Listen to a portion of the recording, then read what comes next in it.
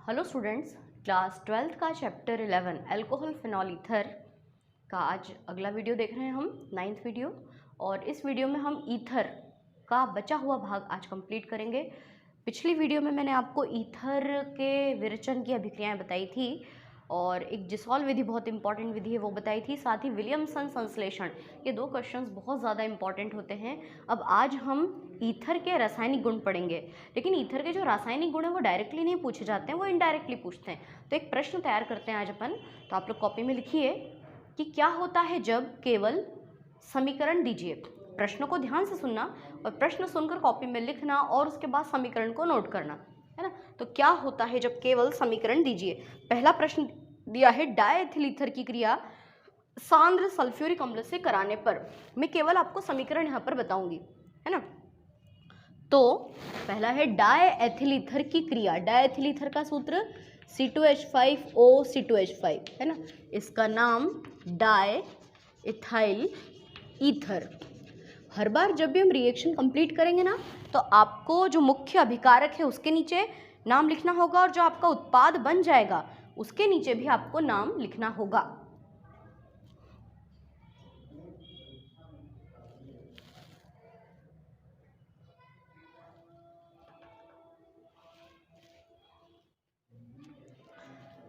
तो हम पढ़ते हैं, यार इसको काटना पड़ेगा।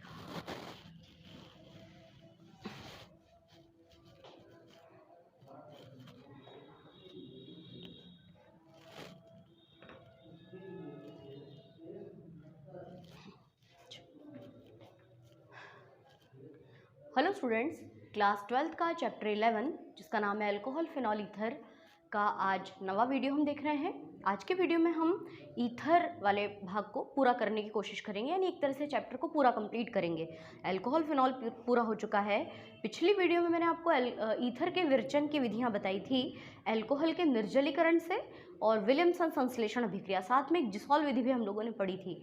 तो ये बहुत इंपॉर्टेंट विधियाँ थी जिनमें से विलियमसन संश्लेषण बहुत ज़्यादा पूछा जाता है एग्जाम में।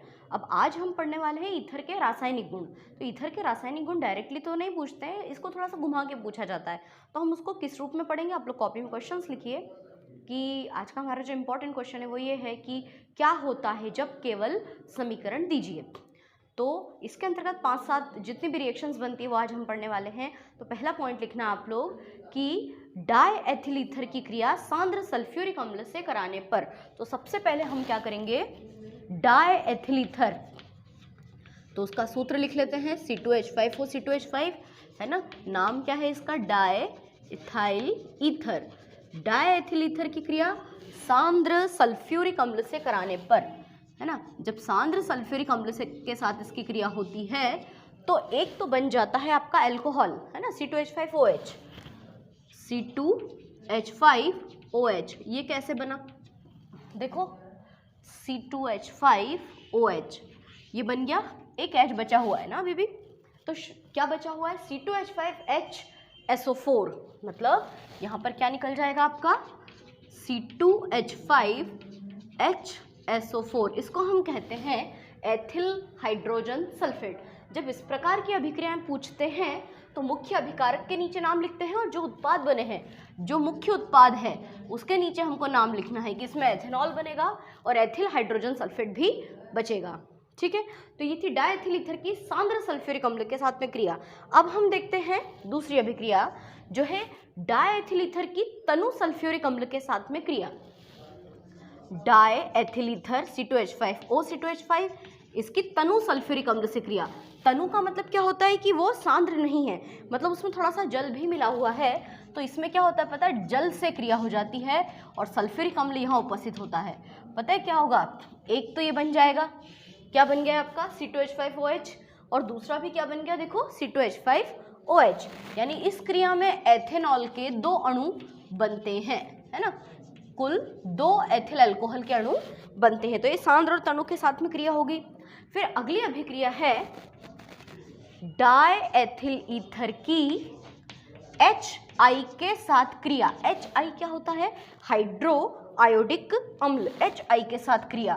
तो क्या होगा, फिर से देखो अच्छा, आपको लग रहा है ना अभी तक 3 समीकरण हमने पढ़ लिए और तीनों में एथेनॉल तो बनता ही है, क्योंकि जब अपन ने एथिल अल्कोहल के 2 अणु की क्रिया सांद्र सल्फ्यूरिक अम्ल की उपस्थिति में कराई थी तो डायथिल ईथर बना था ना। कल हमने विरचन की विधि जो पढ़ी थी उसी के जैसी है। तो विरचन करोगे तो ईथर बनेगा, ईथर को तोड़ोगे तो अल्कोहल बनेगा। बचा क्या? C2H5I, मतलब एथिल आयोडाइड, है ना। लेकिन जब डायएथिल ईथर की क्रिया C2H5O C2H5 इसकी क्रिया HI की अधिकता में कराते हैं। अधिकता का मतलब क्या होता है? अधिक अणु, है ना। 2 क्वेश्चन ये दोनों सेम है। डायएथिल ईथर की क्रिया सांद्र सल्फ्यूरिक अम्ल और तनु सल्फ्यूरिक अम्ल के साथ। ये क्या है? डायएथिल ईथर की क्रिया HI के साथ और HI की अधिकता में। अब पता है क्या होगा? ये O और ये H2 निकल जाएगा, मतलब ये क्या निकल गया? H2O। तो बचा क्या? C2H5I और C2H5I के 2 अणु, मतलब एथिल आयोडाइड के 2 अणु प्लस H2O, है ना। अब अगला आता है डायएथिल ईथर को रक्त तप्त एल्यूमिना की उपस्थिति में 300 डिग्री सेंटीग्रेड ताप पर गर्म करने पर, ठीक है। तो निर्जलीकारक होता है ये पदार्थ डायएथिल ईथर C2H5O C2H5। इसको क्या करना है आपको? Al2O3 की उपस्थिति में, एल्यूमिना की उपस्थिति में 300 डिग्री सेंटीग्रेड ताप पर इसको गर्म करना है। तो इसमें से इसका डिहाइड्रेशन हो जाता है, जल का अणु निकलता है। देखो, एक H यहाँ से, एक H यहाँ से और एक O यहाँ से, मतलब H2O तो निकल गया आपका। अब देखो बचा क्या?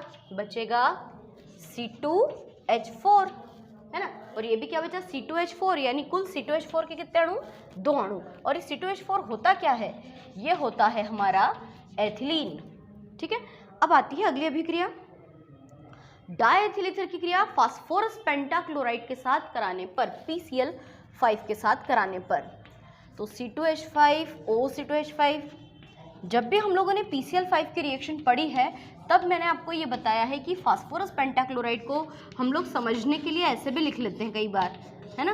क्या बन जाएगा पता है? एक तो C2H5Cl और दूसरा भी ये C2H5Cl, मतलब एथिल क्लोराइड के कितने अणु बन गए आपके? 2C2H5Cl प्लस बचेगा क्या? P, है ना, ये रहा POCl3। POCl3 इस क्रिया में मुक्त होता है, ठीक है। और एथिल क्लोराइड या क्लोरोएथेन हम इसको कह सकते हैं, क्लोरोएथेन इस क्रिया में मुख्य उत्पाद के रूप में बनता है ना। तो ये तो डायएथिल ईथर की PCl5 के साथ में क्रिया थी। अगली रिएक्शन हम देखते हैं डायएथिल ईथर की एसिटिल क्लोराइड से क्रिया। देखो, सारी रिएक्शन डायएथिल ईथर से स्टार्ट कर रहे हैं क्योंकि ये डायएथिल ईथर के ही तो रासायनिक गुण पढ़ रहे हैं हम लोग। तो डायएथिल ईथर की एसिटिल क्लोराइड के साथ क्रिया, CH3COCl के साथ क्रिया।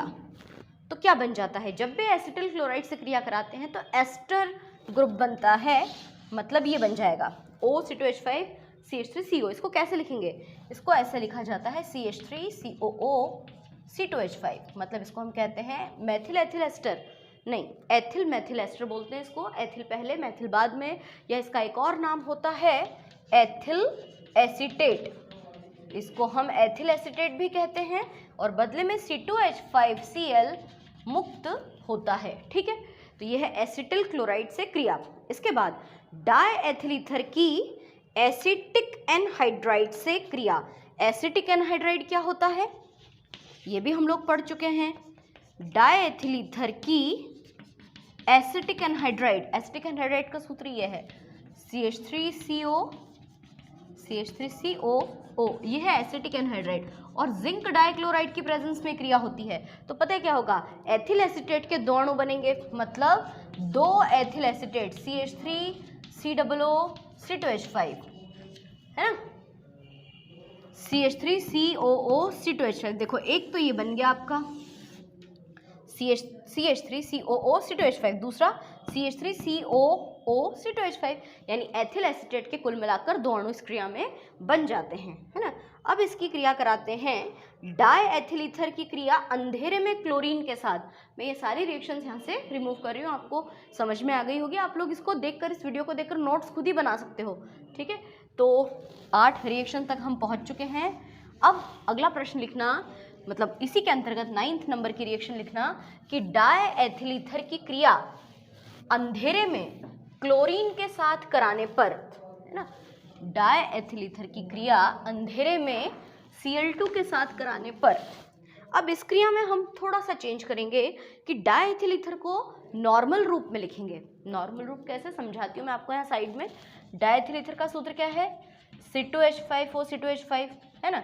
नॉर्मल मतलब C2H5 को ऐसे लिख दो, CH3CH2 लिख सकते हैं ना, C2H5 फिर O और फिर इसको वापस खोल के लिख दो। तो देखो क्या होगा यहाँ पर, 9th नंबर की रिएक्शन है हमारी CH3CH2O फिर CH2CH3, है ना। क्या है ये? Die ethyl ether. इस डाई एथिल ईथर की क्रिया किसके साथ कराएं अपन? क्लोरीन के साथ, है ना, अंधेरे में, सनलाइट की एब्सेंस में। इसको हम लिख देते हैं डार्क। 2 स्टेप में रिएक्शन होती है ये, और एक प्रकार की प्रतिस्थापन अभिक्रिया है। प्रतिस्थापन का मतलब होता है कि जो अल्फा कार्बन होता है, देखो ये क्रियात्मक समूह है, तो ये भी अल्फा कार्बन है, ये भी अल्फा कार्बन है, तो अल्फा कार्बन पर उपस्थित जो हाइड्रोजन है वो निकल जाएगा, उसके स्थान पे क्लोरीन का एडिशन हो जाएगा। तो 2 स्टेप में क्रिया कैसे होती है देखना। एक तो ये H और एक ये Cl निकला, HCl निकला, तो बचा क्या? यहाँ पे बचेगा CH3CH2O CH, नीचे Cl और सामने CH3। तो ये तो हो गया मोनो क्लोरो और फिर वही die ethyl ether, monochloro die ethyl ether. Plus इसकी क्रिया एक बार और Cl2 से करा दो अंधेरे में, डार्क यानी सूर्य के प्रकाश की अनुपस्थिति में एक बार और HCl निकल जाएगा। इस बार कौन सा वाला निकलेगा? सॉरी, कौन सा निकलेगा? एक H यहाँ से और एक Cl यहाँ से। अब बचेगा क्या, है ना। एक बार देखो, एक बार इधर का हाइड्रोजन निकला तो एक बार इधर वाला हाइड्रोजन निकलेगा, तो क्या बचेगा? देखिए CH3CH, यहाँ आएगा Cl, O CH CH3 और Cl। तो इसका नाम पता है क्या होता है? वो तो है मोनोक्लोरो डाइएथिल ईथर, इसका नाम क्या हो जाएगा? डाइक्लोरो और फिर diethyl ether, alpha alpha dichloro diethyl ether, इस तरह से इसका पूरा नाम बन जाएगा। तो ये अंधेरे में Cl2 के साथ क्रिया है। अब अगली जो 10वें नंबर की रिएक्शन है वो है डाइएथिल ईथर की क्रिया सूर्य के प्रकाश की उपस्थिति में क्लोरीन के साथ कराने पर। तो यहाँ पे डायरेक्टली प्रतिस्थापन होगा। देखो इसको पूरा ऐसे लिख देते हैं, C2H5O C2H5 diethyl ether plus chlorine से क्रिया कराते हैं, और यहाँ हम लिख देंगे सनलाइट की प्रेजेंस में। वो डार्कनेस है, ये सनलाइट है। डार्कनेस में एक एक अणु का प्रतिस्थापन होता है, जबकि सनलाइट की प्रेजेंस में जितने भी हाइड्रोजन है वो सारे हट जाएंगे और क्लोरीन ऐड हो जाएंगे। तो 5 और 5 10 हाइड्रोजन को हटा दो और ये बन जाएगा C2Cl5 C2Cl5। अब ये हुआ क्या, 5 और 5 10 हाइड्रोजन निकल गए। तो 10 हाइड्रोजन अकेले थोड़ी ना जाएंगे, वो 10 HCl के रूप में निकलेंगे। अब देखो Cl कितने हो गए, 10 15 और 5 20, यानी यहाँ पर हमको क्या लिखना होगा, 10 दूनी 20 क्लोरीन। तो ये डायरेक्टली पूरा पूरा प्रतिस्थापन हुआ और इसका नाम होता है, इसका नाम याद रखना, पर क्लोरो डाई एथिल ईथर, इसको बोलते हैं पर क्लोरो डाई एथिल ईथर। ठीक है। अब नेक्स्ट अभिक्रिया, डाई एथिल ईथर का दहन कराने पर, दहन मतलब किसको, ऑक्सीजन की उपस्थिति में जलाने पर, है ना।